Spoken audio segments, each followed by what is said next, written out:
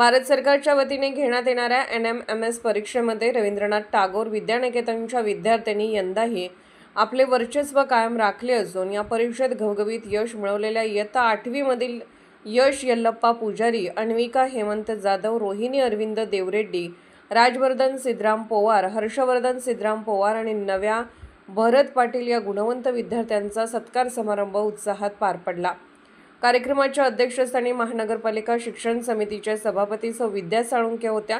यावेळी बोलताना त्यांनी विद्यार्थ्यांचे कौतुक केले आणि विद्यानिकेतन पॅटर्न यशस्वी ठरत असल्याचे नमूद केले।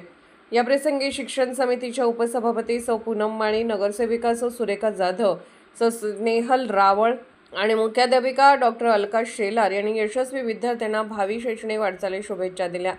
कार्यक्रमाचे प्रास्ताविक पर्यवेक्षक राजेंद्र घोडके यांनी केले, सूत्रसंचालन अजित शेट्टी यांनी केले, तर शुभदा पाटील यांनी उपस्थितांचे आभार मानले। कार्यक्रमाला पालक, सर्व शिक्षक व विद्यार्थी उपस्थित होते।